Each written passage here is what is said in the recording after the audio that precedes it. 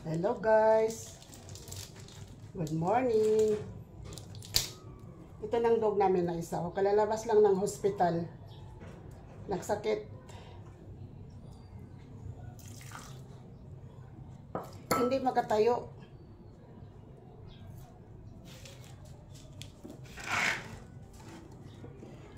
Six days din siya sa hospital. Inabunuhan na siya ng dugo, tsaka nakadextro siya ng 6 days. Hanggang ngayon, hindi pa rin makatayo. Sakitin talaga itong dog na ito.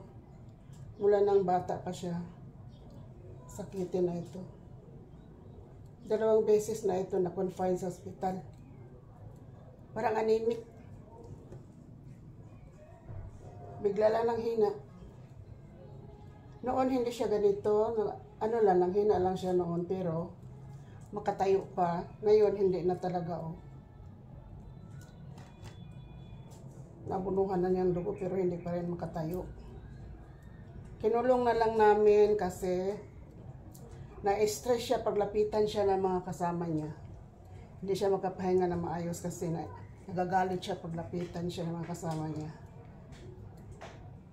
Kaya binilhan na lang siya ng kulungan.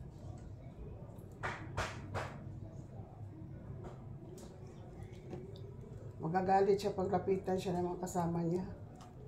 Hindi siya makapahinga ng maayos. Ito ulam niya, 2 atay ng manok. Ginunting-gunting ko ng maliliit. At saka lagyan natin ng gamot. Ito ang resita ng doktor.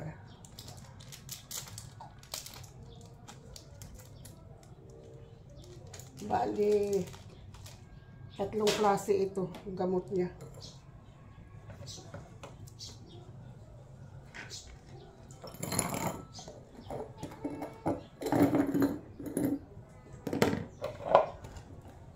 Kain ka na, Lucy. Alis ka dyan, tapos na kayo kain. Doon na kayo. Lili, Luna, doon na kayo. Huwag ka mag-istorbo dito. Nagagalit yan siya. Nagagalit yan siya pag may nag-istorbo sa kanya. Sarap ng ulam mo. Ano ba ito?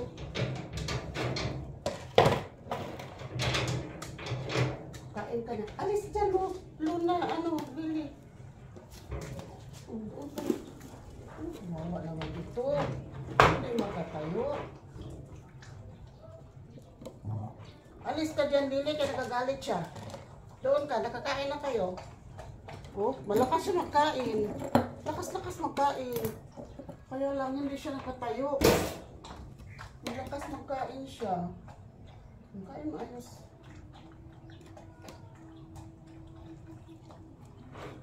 Kawawa naman ang doggy namin. Palagyan namin ito ng screen para hindi siya malamukan. Hindi siya mapasukan ng lamok at saka mga langaw. Alis dyan, galit siya. Doon ka na sa pagkain mo. Kainin mo yung may gamot.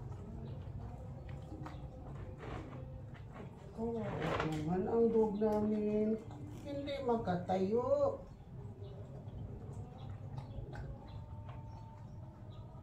Hindi makatayo ang dog namin.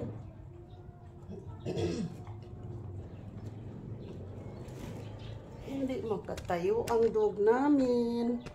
Kawawa lang. Lakas niyang kumain. Lapit na maubos. Kain pa. Kain pa. Ang sarap ulam mo. 2 atay ng manok.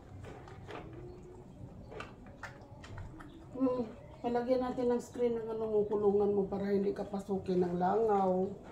Hindi pasukin ng lamok. Parang baby na rin namin ito.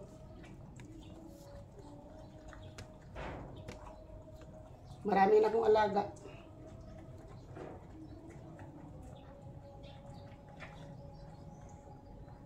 Kailangan bantayan magkain.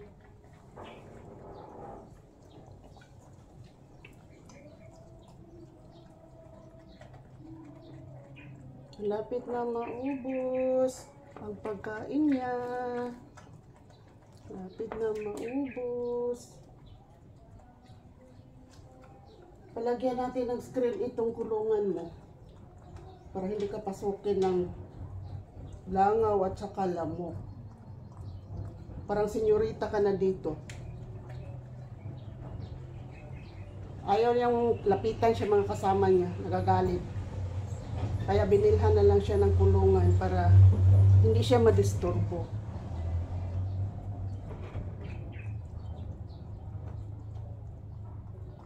Kain pa. Sarap yan. Sarap yan. Sarap yung ulam mo.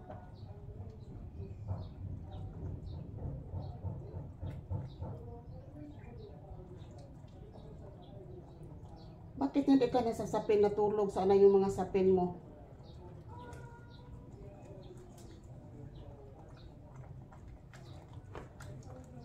Lakas siyang kumain. Lapit na maubos pagkain niya. Lapit na maubos.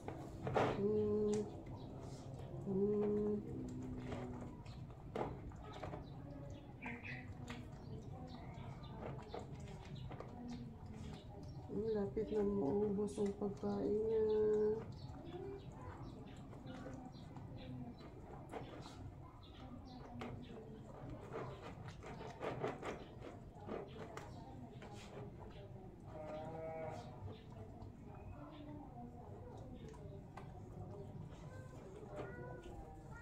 Kailangan pa talaga bantayan magkain. Tingnan ko yung gamot mo, be, kung nahalo sa ano mo. Baka hindi mo na nakain. Tingnan ko. Sana yung gamot mo. Tingnan natin yung gamot mo. Baka hindi mo nakain.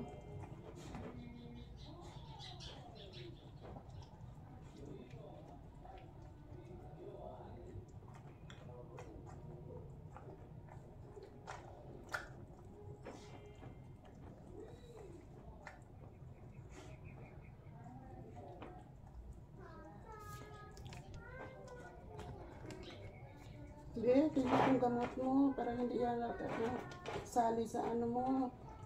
Dito. Hindi lang yan. Malapit na maubos. Malapit na maubos yan. Kain na.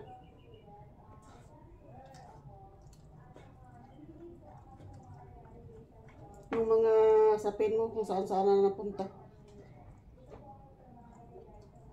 Malapit na maubos. Dagdagan natin ng atay, be. Para maubos talaga. Dagdagan natin ulam mo, be. Dalawang atay na yon.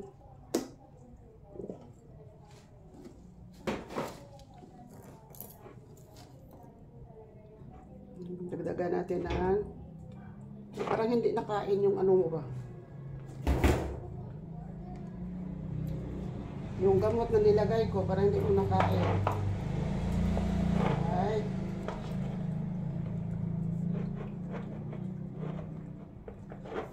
Sus, parang malakas ka man magkain. Bakit hindi ka makatayo?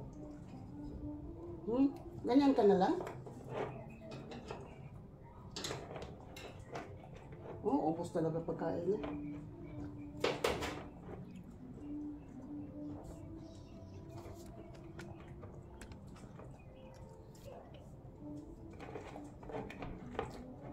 Ay, naku. Ay, nakainin mo pa yan. May nakapasok langaw isa. May nakapasok na langaw isa. Kailan pa magdating si Kid? Ay, para malagyan na ito ng screen. May nakapasok langaw isa. Ano yun? May nakapasok langaw isa. Ubusin mo yan.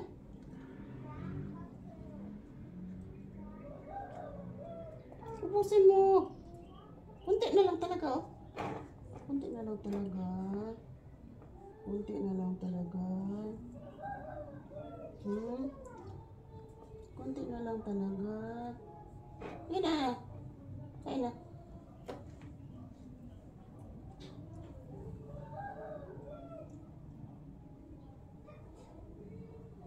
Ubusin mo na yan. Yung langaw ba? Nakapasok ba? Sige na kayo. Painumin kita.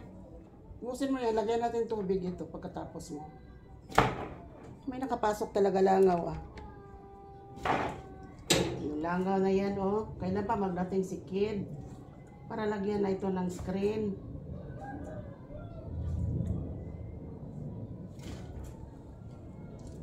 Lagyan natin ng screen para hindi ka madisturbo.